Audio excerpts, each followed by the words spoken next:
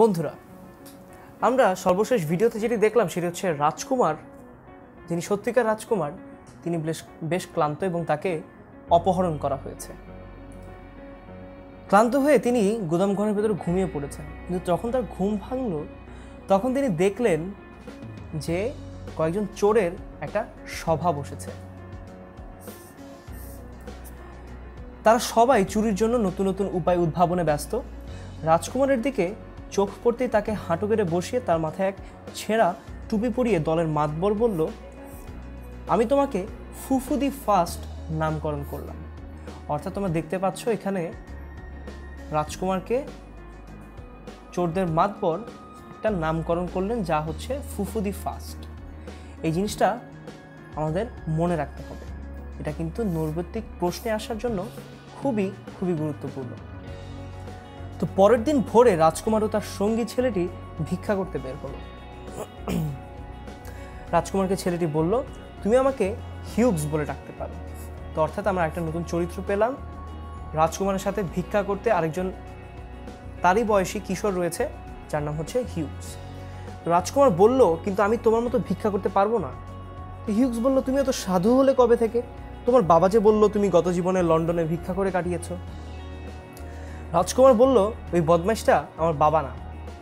এমন সময় হিউগস বলল, শীঘ্রই এদিকে এসো, একজন ধনী লোক আসছে, তোমাকে ভিক্ষা করতে হবে না, তুমি শুধু ভান করে চুপ করে দাঁড়িয়ে থাকবে আর আমি মাটির উপর শুয়ে অজ্ঞান হবার ভান করব। যখন ধনী লোকটি তোমার সামনের দিকে আসবে তখন হইচই করে চিৎকার করে বলবে যে আমি তোমার ভাই এবং আমরা কয়েকদিন কিছুই খাইনি। তারপর ছেলেটি রাজকুমারকে শাসিয়ে বলল, কিন্তু যদি ঠিকমতো কথা না শোনো তাহলে তোমার শরীরের হাড়গুলো ভেঙে গুঁড়ো গুঁড়ো করে দেবে। তো রাজকুমার এতদিন ধরে লাঞ্ছনার শিকার হয়েছেন এবং তিনি বুঝে গিয়েছেন যে এই হুমকিগুলো যারা তাকে দিচ্ছে তারা শুধুমাত্র এই হুমকিতে আটকে থাকবে না, তারা প্রয়োজনে তাকে হার্ট করবে, তাকে আঘাত করবে এবং সত্যিকার অর্থেই তার হাড়গুলো গুঁড়ো গুঁড়ো করেও দিতে পারে। তো এই ভয়ে রাজকুমার সেই ছেলেটির সাথে কাজ করতে রাজি হলেন। তো এমত অবস্থায় ধনী ভদ্রলোকটি হিউগসের কাছে এসে তাকে মাটিতে পড়ে থাকতে দেখে জিজ্ঞাসা করলেন, তোমার কি হয়েছে? তখন সে বলল, আমি এক গরিব ছেলে, অনাহারে ভুগছি, আমাকে দয়া করে একটা পয়সা দিয়ে সাহায্য করুন। লোকটি বেশ সহানুভূতিশীল হয়ে বলল, আহা গরিব বেচারা, তোমায় একটি কেন, তোমায় 3টা পয়সা দিয়ে সাহায্য করবে। ছেলেটি বলল, জনাব দয়া করে যদি আমাকে একটু ধরে ধরে আমার বাড়ি পৌঁছে দেন। এমনি সময় রাজকুমার চিৎকার করে উঠল, ও আমার ভাই নয়, সে একজন ভিক্ষুক ও চোর। আপনি লক্ষ্য করলে দেখতে পাবেন যে সে আপনার পকেট কেটেছে, আপনার লাঠির এক বাড়িতে ওর সব ভান পালাবে। একথা শোনার সঙ্গে সঙ্গে হিউগস দৌড়ে পালালো। রাজকুমার এই সুযোগটি খুঁজছিলেন, তিনি এই সুযোগে পালিয়ে গেলেন এবং হিউগস ভিক্ষুকদের কাছে এসে তাকে তো অবশ্যই তাড়া করবে, সো তাকে এমনভাবে পালিয়ে যেতে হবে যাতে তাকে তারা খুঁজে না পায়। তাই সে সারা দিন কৃষকদের জমির চারিদিকে ঘুরে বেড়ালো। সন্ধ্যার দিকে এক বনের ধারে হাজির হলো। সারাদিন ঘোরাফেরার পরে সে যথেষ্ট ক্লান্ত। এখানে এসে বনের ভেতরে যখন সে দেখলো যে একটা কুটিরে আলো জ্বলছে, তখন সে ভাবলো সেখানে গিয়ে নিশ্চয়ই আশ্রয় চাওয়া যায়। এই কুটিরটা ছিল একজন ঋষিতুল্য সন্ন্যাসী। তো সন্ন্যাসী মানে হচ্ছে যারা জীবনের সব ধরনের জাগতিক ইচ্ছা ত্যাগ করে ধ্যানে বসেছেন।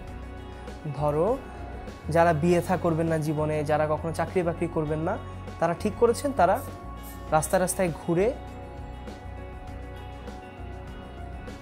তারা হচ্ছেন তাদের নিজেদের যেই কেউ হচ্ছেন নিজেদের স্রষ্টার আনুগত্য প্রকাশের জন্য সন্ন্যাসী হয়ে যান, কেউ হয়তো জীবনের কোনো ভিন্ন একটা আদর্শ নিয়ে মূলত ঠিক করেন যে তিনি আসলে জীবনে জাগতিক যেই মোহগুলো রয়েছে সেগুলো থেকে বাইরে থাকবেন। তো এইরকম মানুষজনকে বলা হয় সন্ন্যাসী। তো রাজকুমার ভিতরে গিয়ে যখন পরিচয় দিলেন যে তিনি ইংল্যান্ডের রাজা, কুটিরের ভিতরে সন্ন্যাসী বলল, আসো ভেতরে আসো, আমার এখানে কাউকে জায়গা দেই না, তবে রাজার জন্য নিশ্চয়ই আমার জায়গা আছে। রাজকুমারকে সম্বোধন করে সন্ন্যাসী বলল, আমার তোমাকে বিচার করার কাজ শেষ হয়ে গেছে, এখন আমি তোমাকে একটি গোপন তথ্য বলবো। আমি সন্ন্যাসী নই, আমি হলাম একজন ফেরেশতা। তুমি তাহলে হেনরির ছেলে, সে কি বেঁচে আছে?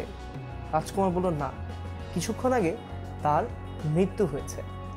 তো এই যে সন্ন্যাসী তিনি পরিচয় দিলেন, তিনি হচ্ছেন একজন ফেরেশতা। ফেরেশতা পরিচয়টি তিনি কেন দিয়েছেন সেই জিনিসটা আমরা গল্পের যখন পরবর্তী অংশটি পড়ব সেখানে আরও পরিষ্কার হয়ে যাব। তাই ফেরেশতা শব্দটির অর্থ আমি তোমাদেরকে পরের গল্পতে মনে করিয়ে দিচ্ছি।